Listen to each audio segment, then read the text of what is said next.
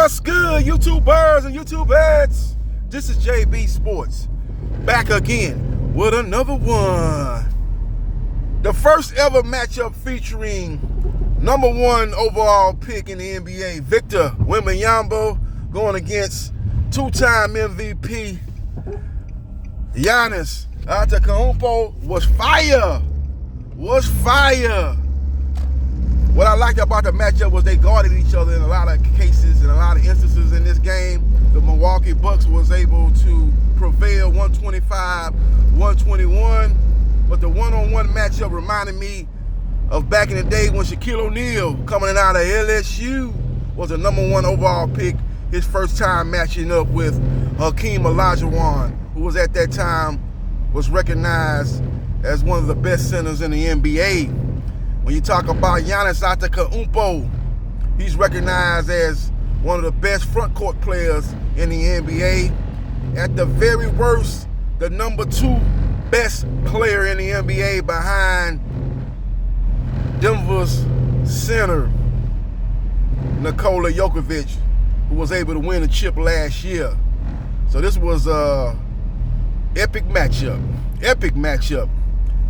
I'm not saying stylistically it reminded me of Shaq versus Olajuwon, but I'm saying as far as you had this guy coming out of college, that was being compared to Wilt Chamberlain, who was going to take over the NBA, who was going to wreck the NBA, who people were predicting was going to go down as the greatest center of all time, going against a guy that had already put in work, a guy that was a defensive player of the year like Giannis was a defensive player of the year, a guy that was at the very worst a top three center at that time, Hakeem Olajuwon. And this matchup was must-see TV, great matchup. Giannis Antetokounmpo ended up with 44 points, 14 rebounds, 11 assists. Another day at the office for the Greek Freak. And when you look at the fact that Victor Wemby put up 27 points, 9 rebounds, and 1 assist, up from his regular season averages. This was a classic case of the young buck trying to step to the old lion and showing his worth, but the old lion saying, yeah, you showing me my worth, but you're still not on my level. And that was the case with Wemby versus Giannis. Great matchup. It was fire.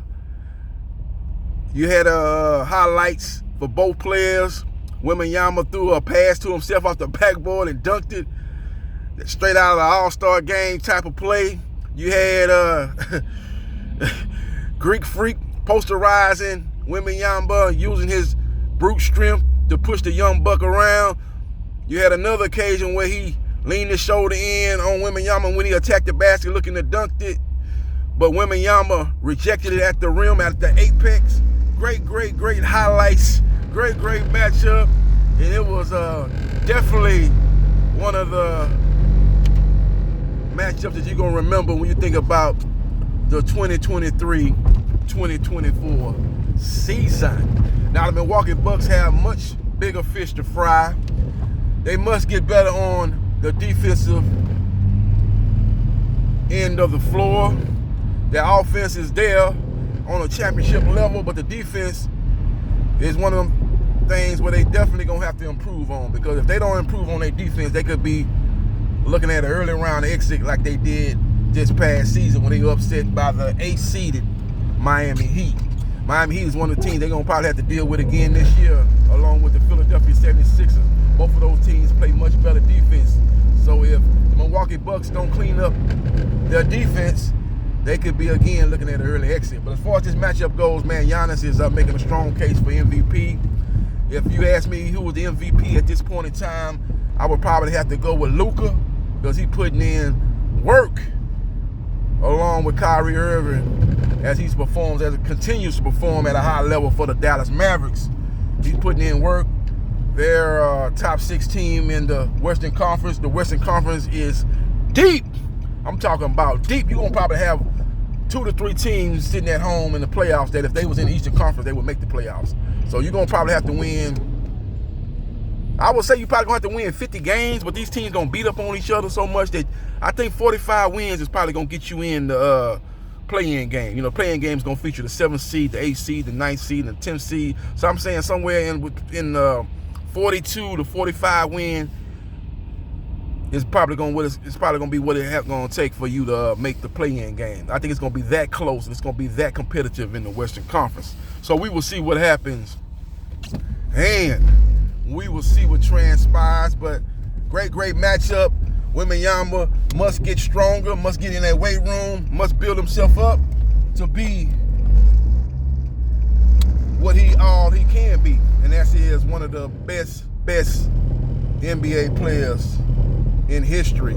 As he's had a lot of accolades coming out of France, he's got a lot of hype coming out of France. Only players I can remember that got this much hype coming into the NBA were LeBron James, Kevin Durant, and that's it. That's it, man. This guy's getting a lot of hype.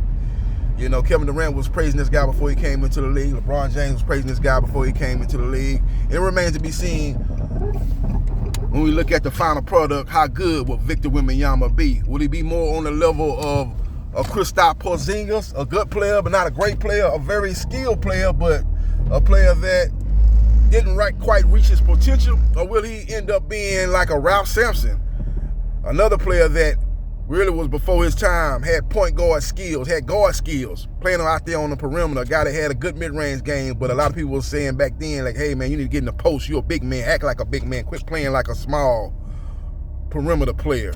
He was before his time. His type of play would have been appreciated more during these times than it was back in the 80s. With all that being said, Victor Wembanyama could end up being like the player that he played against last night. And that is Giannis Antetokounmpo, but he must get in that weight room and get stronger. If he's able to reach that level of play, then he will be able to reach his potential, and that is an MVP player, one of the best players to ever play the game, a guy that, when it's all said and done, will go down as one of the best front court players in NBA history. So we will see what happens. And we will see what transpires. The Milwaukee Bucks were able to win 125-121. Again, on the defensive end, they're a work in progress. On the offensive end, they are championship material as far as that goes. Very prolific offense, one of the most prolific offense in the NBA this season, but a bottom 10 defense. So they must improve on defense if they want to reach their ultimate goal, and that is to host the Larry O'Brien Trophy and once again become NBA champions. So we will see what happens, and we will see what transpires. Follow me on Facebook, Gerard Briscoe. Like, share, and subscribe to JB Sports, the man, the myth, the legend. And I holla.